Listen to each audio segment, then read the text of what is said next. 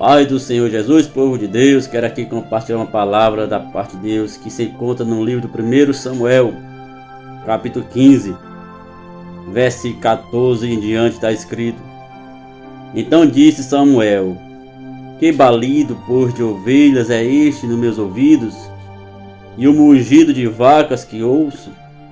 E disse Saul: De Amaleque as trouxeram, porque o povo perdoou ao melhor das ovelhas e das vacas para oferecer ao Senhor teu Deus. O resto, porém, temos destruído totalmente.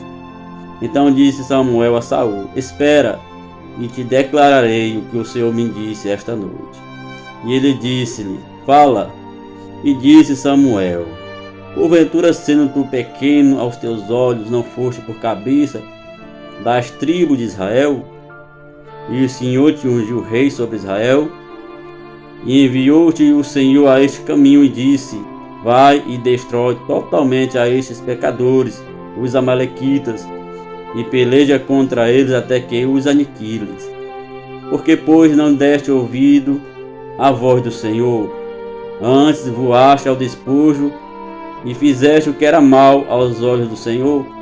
Então disse Saul a Samuel: Antes dei ouvidos à voz do Senhor e caminhei no caminho pelo qual o Senhor me enviou, e trouxe a Agag, rei de Amaleque, e os amalequitas destruí totalmente. Mas o povo tomou do despojo ovelhas e vacas, o melhor do interdito, para oferecer ao Senhor teu Deus em Gilgal. Versículo 22 diz: Porém Samuel disse: Tem porventura o Senhor tanto prazer em holocaustos e sacrifícios, como em que se obedeça a palavra do Senhor? Eis que o obedecer é melhor do que sacrificar, e o atender melhor é do que a gordura de carneiros. Porque a rebelião é como um pecado de feitiçaria, e o porfiar é como iniquidade de idolatria. Porquanto tu rejeitaste a palavra do Senhor, Ele também te rejeitou a ti, para que não sejas rei. Louvado seja Deus. Amados irmãos, meu amigo, nós estamos diante de um texto da palavra de Deus que fala de Saul, rei de Israel. Esse texto demonstra, meu querido irmão, que o homem, quando desobedece ao mandato de Deus, quando o homem tenta fazer a sua própria vontade, ele quebra a cara. O texto fala aqui, irmão, que Samuel, o profeta Samuel, repreende Saul, louvado seja Deus, porque ele não cumpriu o mandado de Deus. Ele ainda tenta questionar diante de Deus, irmãos, porque o profeta foi enviado por Deus. Ele diz: não, antes nós agradamos ao Senhor, fizemos o que Ele mandou. E não era fato, não era verdade, pois ele não cumpriu o que o Senhor tinha ordenado. O Deus de Israel, o Deus Todo-Poderoso, tinha mandado que Saul aniquilasse todos os amalequitas. Toda a nação de Amaleque deveria ser exterminada.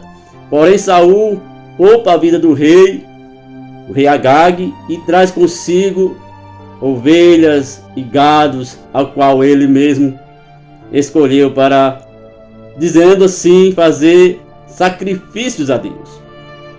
Mas nós analisarmos esse contexto, irmãos, fala aqui a respeito, irmãos, da desobediência. A desobediência, ela é terrível. Ela gera fruto da iniquidade em nossos corações. Muitos homens e mulheres perecem por causa dessa triste ação que o homem faz, que é desobedecer. A desobediência traz consigo maldições e traz a rejeição de Deus. Porque no texto que nós fizemos menção, no versículo 3 diz: Porque a rebelião é como pecado de feitiçaria, e porfiar como iniquidade de idolatria. Bendito seja Deus.